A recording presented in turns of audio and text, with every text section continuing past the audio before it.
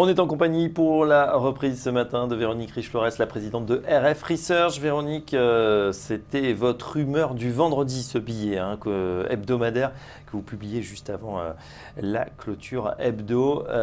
Cette humeur du vendredi, titrée sur, voilà, au niveau des investissements, est-ce que c'est le moment d'investir ou est-ce qu'il faut encore patienter? Peut-être on pourrait assister à un prochain petit coup de mou justement sur les indices européens.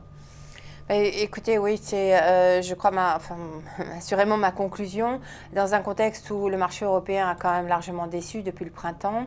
On pourrait se dire, bon, c'est un effet de malencontreux du calendrier, la reprise est là en zone euro, les chiffres économiques sont incontestablement meilleurs, on a une meilleure cohésion avec, depuis l'élection d'Emmanuel Macron en France, en Europe, et des espoirs de ce côté-là.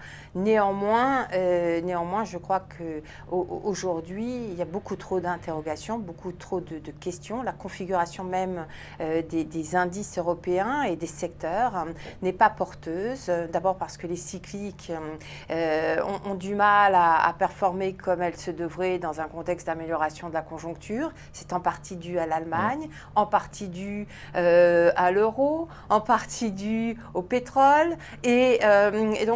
Pourtant, la reprise du cycle, elle est là. Enfin, tout le début de l'année où ça y est, on a mangé déjà notre pain blanc sur ces 6 premiers mois avec cette élection, la levée des risques politiques. On en a beaucoup parlé au cours des premiers, deuxième trimestres. Ça s'est progressivement levé. Il y a eu une espèce d'euphorie et puis là, on revient peut-être à la réalité. Voilà, tout n'est pas si facile. Oui, tout n'est pas si facile. On le voit très bien en France, où pour l'instant, d'ailleurs, il est à peu près impossible de faire l'état des lieux post-élection. Est-ce que la politique d'Emmanuel Macron sera in fine positive ou négative pour la conjoncture française? C'est quasiment impossible à dire en l'état, en tout cas à 18 mois, parce qu'il y a des élections allemandes qui ne posent pas beaucoup d'interrogations, mais dont on attend sans doute le résultat pour voir l'attitude, pour observer l'attitude de l'Allemagne à l'égard de l'Europe et pour voir si cette attitude valide les espoirs d'une meilleure cohésion.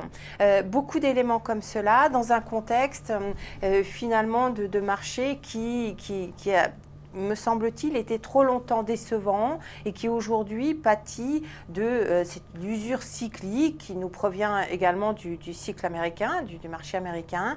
Et donc je pense qu'à court terme, la rentrée sera sans doute compliquée. Donc la recommandation, c'est plutôt d'attendre effectivement, de voir un petit peu comment les choses se présentent pour éventuellement racheter ce marché à des niveaux plus bas. Je pense qu'incontestablement, à court terme, l'horizon n'est pas très porteur. Il faudra voir si cette vague correctrice à court terme remet en cause l'ensemble du cycle. On n'en est pas tout à fait là, mais c'est effectivement une question qui se pose aujourd'hui avec un peu plus d'acuité qu'il y a quelques semaines. Ouais, cohésion économique, on verra. Cohésion politique, en tout cas, on voit nécessaire face aux événements qui touchent l'Europe de plus en plus.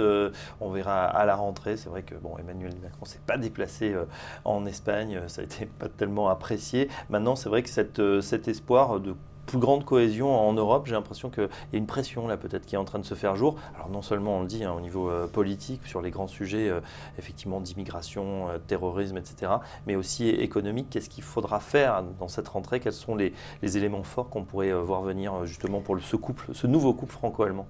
Et je pense qu'il y a eu beaucoup d'espoir ces derniers mois de voir enfin une réorientation de la politique économique et en particulier budgétaire, puisque sur le plan monétaire aujourd'hui on a à peu près tout ce dont on a besoin et davantage.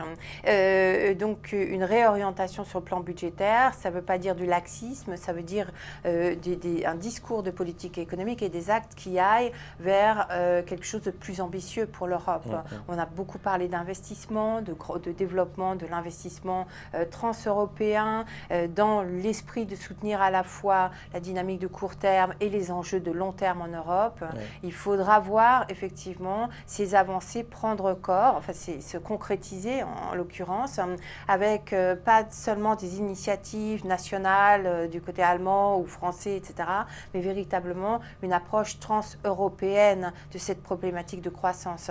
Une fois qu'on aura ça, je pense qu'effectivement l'horizon devrait se dégager dégager. Mais pour l'instant, on n'est pas certain de pouvoir véritablement miser sur cette ambition, ce changement d'orientation de politique économique. On est encore trop dans les décomptes fiscaux et la comptabilité, je dirais, qui est certes importante, s'agissant des dettes et déficits publics, de la discipline budgétaire, mais on sait que l'avenir de l'Europe se fera différemment. Et puis il y a la question britannique, bien évidemment, en parallèle de tout ceci, qui peut également venir troubler, et d'où l'importance encore plus grande, je dirais, que l'Europe se soude et donne des directives, des directions pour son avenir, ce qu'elle veut faire à long terme, moyen terme déjà. D'autant qu'on sait, les besoins d'infrastructures n'ont jamais été aussi nombreux, on le sait, notamment dans l'énergie, il y a vraiment des choses à faire, de grands travaux à mener. Du coup, pour synthétiser, Véronique, pour l'instant, bon, optimisme prudent ou pessimisme modéré? Extrême prudence en tout cas, effectivement. Pas vraiment de pessimisme encore parce qu'on a ce socle économique dont on sent qu'il y a du mieux. Alors attention, pour l'instant on a eu beaucoup de déceptions du côté des consommateurs. C'est un mieux qui nous vient des entreprises. Donc il va falloir que ce mieux se perdure. Mais c'est vrai que cette amélioration du contexte conjoncturel permet d'être prudemment ou raisonnablement prudent. C'est-à-dire qu'on ne va pas liquider, ou moi j'ai pu avoir des propos beaucoup plus durs par le passé. Je dirais que là c'est plutôt une phase d'observation sous grande prudence pour voir effectivement si cette vague corrective nous conduit sur des niveaux un peu plus préoccupants ou s'il faudra réagir en rachetant le marché, mais plus bas, incontestablement. Voilà, extrême prudence donc pour le moment, pour ceux qui souhaitaient une rentrée plus dynamique. Attention, peut-être attendre encore un recul plus avancé des indices européens avant de se replacer. Voilà en tout cas le conseil ce matin de Véronique Riche-Forest. Merci Véronique. Merci Fabrice. Je rappelle que vous êtes présidente de RF Research et on peut retrouver tous vos billets et vos analyses évidemment sur votre site rfresearch.com. Merci et à très bientôt. Dans un instant la suite, on se reconcentre du côté des marchés. C'est l'heure des Market Movers. À tout de suite.